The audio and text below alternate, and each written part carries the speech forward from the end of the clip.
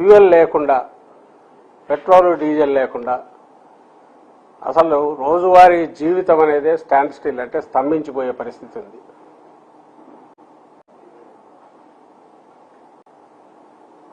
Petrol diesel లేకుండా power గన cut అయితే కంప్లీట్ స్తంభించిపోతుంది.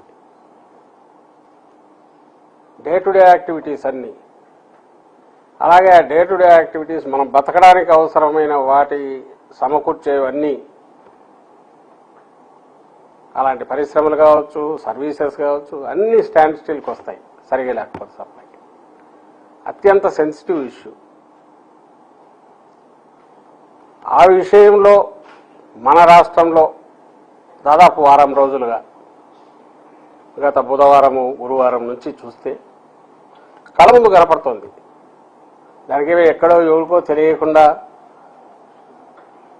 అడవుల్లోనో కొండల్లోనో లేకపోతే ఇళ్ల లోపల జరుగుతున్నది కాబట్టి మాకు తెలియదు అనుకోవడానికి లేదు.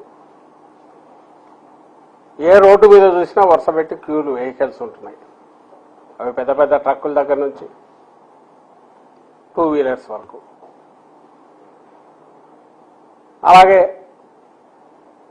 క్యాన్లు పట్టుకుని అగ్రికల్చర్ వీటికి సంబంధించిన వరి కోత యంత్రాలు ఇట్లాంటివి, వాటికి అవసరమైన రిక్వైర్మెంట్స్ కోసం కోతలు ఉన్నాయి కాబట్టి వాటి కోసం రైతులు వాటిని పట్టుకొని తిరగడం, అది నడిపే వాళ్ళు నిర్వాహకులు వాళ్ళు తిరుగుతున్నారు.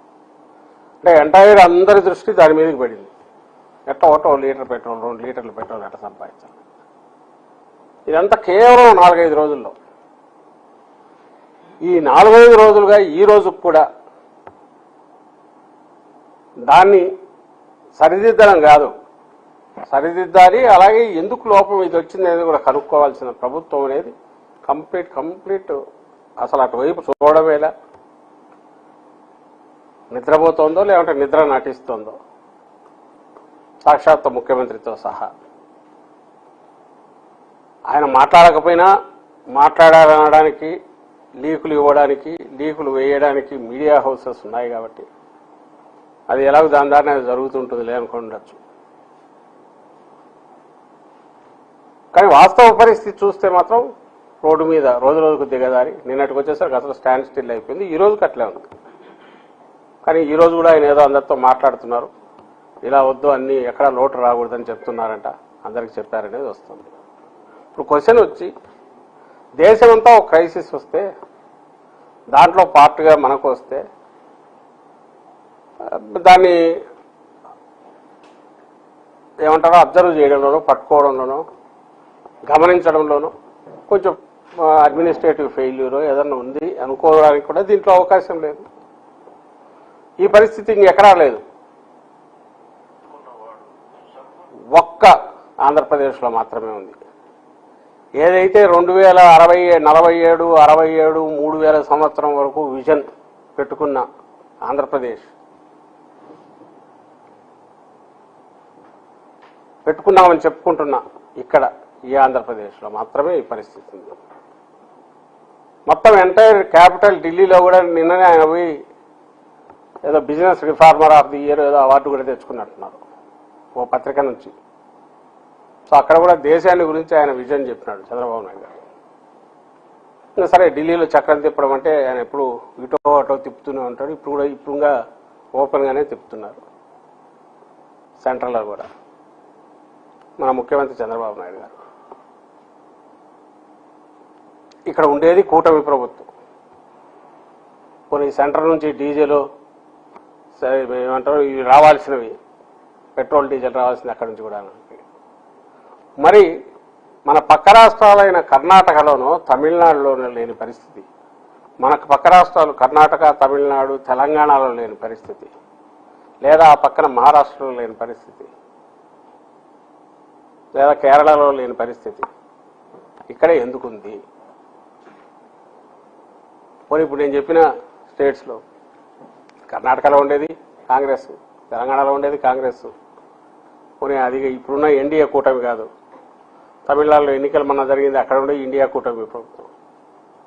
ఒక్కడ లేదు ప్రాబ్లం, ఇక్కడే ఎందుకుంది కూటమి ప్రభుత్వం ఉండి. ఆ కూటమికి హెడ్ చేస్తున్నది, నాయకత్వం వహిస్తున్నది చంద్రబాబు నాయుడు, అనుభవజ్ఞుడైన చంద్రబాబు నాయుడు గారి చోట ఎందుకు జరుగుతుంది? దానికి మాత్రం ఆన్సర్ ఇవ్వట్లా.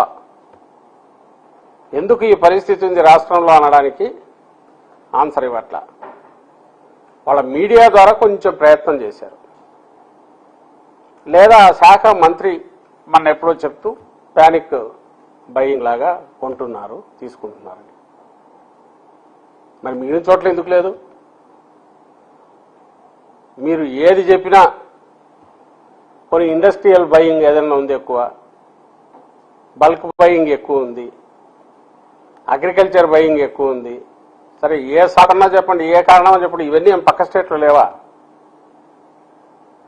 అక్కడ వరి కోతకు వచ్చింటుంది, అక్కడ మైన్స్ ఉన్నాయి, అక్కడ ఇండస్ట్రీస్ ఉన్నాయి. మనకంటే ఎక్కువ కన్స్ట్రక్షన్ యాక్టివిటీ నడుస్తుంది హైదరాబాద్, బెంగళూరు లాంటి చోట.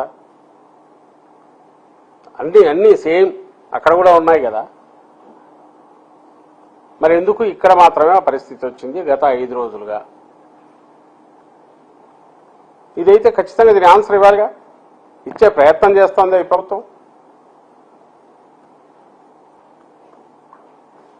ఇచ్చే ప్రయత్నం చేయకపోగా వాళ్ళ మీడియా ద్వారా ఈరోజు చూస్తే నవ్వొస్తుంది. అన్నిటికీ పాపాల భైరవుడు ఏదో IOCL అనే కంపెనీ, అది చేయాల్సినంత చేయలేదు, ఈనాడులో వచ్చింది, అందరు చూసే ఉంటారు. దీనిదెవరు, అదెవరు, పౌర సరఫరాల శాఖ, అది కూడా విఫలమైంది దీన్ని చేయడంలో. పౌర సరఫరాల శాఖ ఏది దేని కింద వస్తుంది? అది ప్రభుత్వం పార్ట్ కాదా, గవర్నమెంట్ కాదా? అది చంద్రబాబు నాయుడు గారి కింద ఉందా లేక ట్రంప్ కింద ఉంటుందా? ఇక్కడే కదా ఉండేది. దానికి ముఖ్యమంత్రి ఆయనే కదా, ముఖ్యమంత్రి ఆ ప్రభుత్వంలో పార్టే కదా అది. అసలు IOCL ఇదైతే మరి IOCL కర్ణాటకలో ఎందుకు ఆ పని చేయలే? ఓన్లీ ఏపీకి ఎందుకు కట్ చేసింది? దీన్ని కవర్ చేయడానికి నోటికి వచ్చిన కథలు చెప్తున్నారు. క్రెడిట్ ఇవ్వట్లేదు. నాకు తెలిసి క్రెడిట్ పెట్రోల్ పంపులకు క్రెడిట్ ఉంటుంది అయితే నేను అనుకోవట్లా. లిబర్లో ఇది పూర్తి ఇదే అయ్యాక క్రెడిట్ సిస్టమ్ పెట్రోల్ పంపులకు ఎందుకు ఇస్తారు? ఒకవేళ ఉంటే గిట్టే మిగిలిన స్టేట్స్లో కూడా అదే పరిస్థితి ఉంటుంది కదా. సో ఆఖరకు యథావాత తేలేదంటే ఇక్కడ ఒకటి ప్రభుత్వం అనేది లేదు. ప్రభుత్వం అనేది లేకపోగా రాజకీయ నాయకత్వం లేకపోతే కనీసం అడ్మినిస్ట్రేషన్ నార్మల్గా జరిగేదేమో. గవర్నర్ పాలనలో ఉంటే వాటి ఏమంటారు, అధికారులు వాళ్ళ పనులు వాళ్ళు చేసుకుంటూ ఉండేదేమో. అది కాకుండా ఇది అడ్డం పడుతోంది. ఈ పొలిటికల్ లీడర్షిప్ అనేది ప్రభుత్వం మామూలు ప్రజాస్వామ్యంలో ఎన్నికలు జరిగి వచ్చిన ప్రభుత్వం అనేది మోర్ పారదర్శకంగా, ప్రజలకు జవాబుదారీతనంగా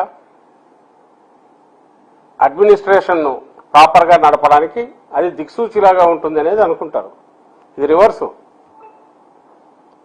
ఇది లేకపోతే బాగుండేదేమో అని పరిస్థితి. చంద్రబాబు నాయుడు లాంటి నాయకత్వంలో ఉండే ప్రభుత్వం లేకపోతే ఇంతకంటే బాగుండేదేమో అనే పరిస్థితి పూర్తిగా ప్రస్ఫుటంగా కొట్టొచ్చినట్టు, అందరి మొహాల మీద చర్చినట్టు, రాష్ట్రంలోని 5 కోట్ల మంది మొహాల మీద చర్చినట్టు ఈరోజు కనిపిస్తోంది.